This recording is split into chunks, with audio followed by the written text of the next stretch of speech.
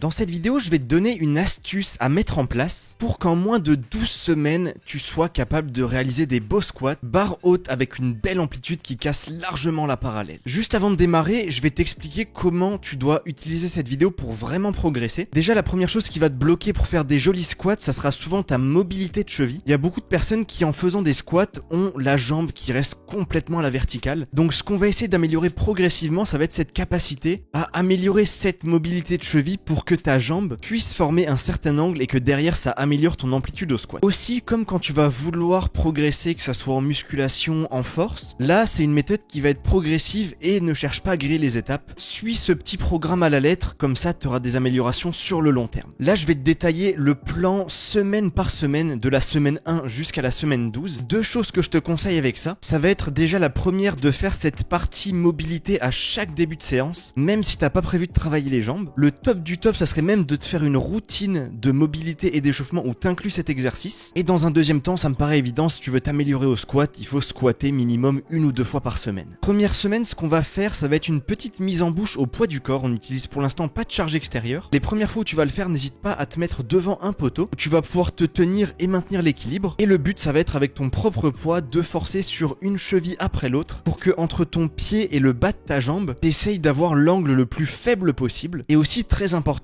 essaye de garder le dos un maximum droit. Imagine-toi que là j'ai une barre sur les épaules. Le but ça serait de pouvoir quand même garder l'équilibre. Sur tous les exercices que je vais te montrer, essaye de faire 2 à 3 séries de 30 secondes. Et évidemment tu le fais en début de séance. Si tu te sens à l'aise au bout du 3e ou 4e jour, tu peux lâcher le poteau qui est à côté de toi et le faire simplement en maintenant toi-même l'équilibre. Très important quand tu fais ça, essaye aussi au maximum de garder les talons collés au sol. Deuxième semaine, cette fois-ci on va utiliser une charge extérieure, c'est une kettlebell de 12 kg. Tu vas te placer soit sur un banc, soit sur une box comme ici, et tu vas mettre le poids du coup sur ton genou. Le but, tu vois comme ici, c'est d'avoir l'angle le plus faible possible, toujours en ayant le talon au sol. Et pareil, ça tu le fais chaque début de séance de ta deuxième semaine. Tu le fais 2 à 3 fois par jambe en maintenant la position pendant 30 secondes. Ensuite, pour la semaine 3, on va encore augmenter la charge. On passe cette fois-ci sur une kettlebell de 16 kg. Toujours la même position pendant la semaine 3, tu maintiens la position pendant 30 secondes. Tu le fais 2 à 3 fois par jambe. Et évidemment, comme d'habitude, ça il faut le faire à chaque début de séance, au minimum 3 fois par semaine si tu veux vraiment progresser. Et le top, c'est évidemment à chaque début de séance que ça rentre dans ta routine d'échauffement. Semaine 4, ça va être spécial. Cette fois-ci, on va commencer à utiliser une barre. Donc pour la semaine 4, tu vas le faire barre à vide pour tout simplement t'habituer. Tu verras, c'est un petit peu douloureux en fait de poser une barre dans cette position. Et là, cette fois-ci, comme d'habitude, chaque début de séance, tu vas faire 2 à 3 séries de 30 secondes. Le but, toujours essayer d'avoir en fait l'angle le plus faible entre ton pied et ta jambe. Et là, c'est très important parce que c'est comme si t'étais en squat, il faut garder les talons absolument sur le sol. Et très important quand tu t'échauffes, avoir des gens qui te déconcentrent. Ensuite, semaine 5, on va le faire légèrement plus lourd. Là, j'ai mis 2 poids de 5 de chaque côté, ça me fait une barre à 30 kg. Toujours la mise en place. On la pose le plus possible sur l'avant du genou. Ce qui est bien, c'est que si t'as cette approche assez progressive, la barre, elle te fera pas mal, alors que si dès le début t'essayes de trop charger, ça va t'arracher les genoux. C'est pas un endroit qui est très confortable pour poser la barre. Là, regarde juste ici, il faut vraiment que la barre, elle soit posée le plus possible sur l'avant du genou pour faire en sorte que tes genoux s'avancent le plus possible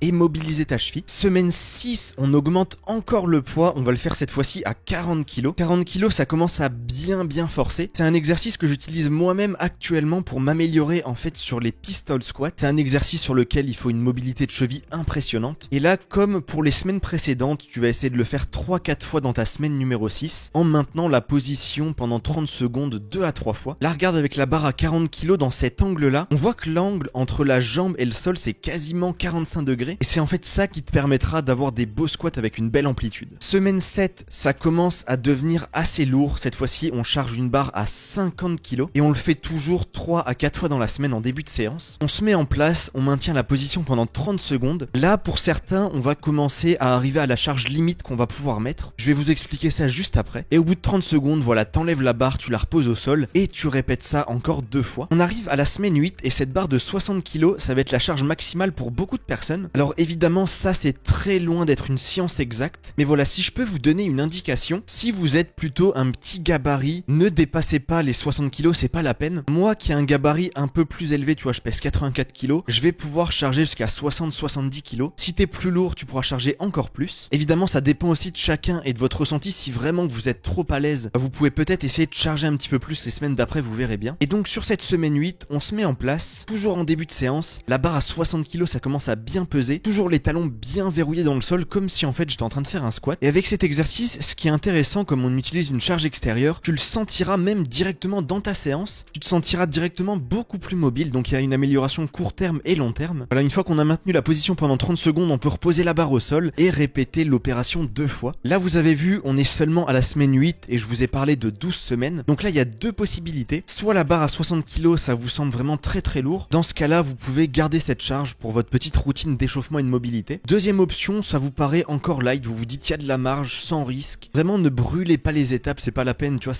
il n'y a pas d'ego sur cet exercice, c'est vraiment derrière un aspect santé qu'il faut chercher. Mais si vous êtes vraiment super à l'aise, vous pouvez la semaine d'après, semaine 9, mettre 70 kg, si c'est pas le cas, gardez la barre de 60 kg. Et donc voilà, c'est ça la règle, si vous vous sentez à l'aise, chaque semaine vous continuez de monter de 10 kg en 10 kg, et si vous commencez à sentir que la barre est trop lourde par rapport à votre gabarit, arrêtez d'augmenter le poids et gardez la même charge jusqu'à la 12e semaine. Ensuite on va aussi parler de l'après. Une fois que vous avez votre bonne mobilité, que vous arrivez à faire des bons squats, ça sera plus forcément la peine d'autant charbonner la mobilité, mais il faudra essayer de la garder. Donc pour ça vous pouvez en faire un peu moins régulièrement, mais continuez à en faire pour garder ce pourquoi vous avez travaillé. Donc voilà, c'est la première vidéo de ce style que je fais, j'espère vraiment qu'elle vous servira. Sur ce, bon courage avec vos squats et je vous dis à très bientôt.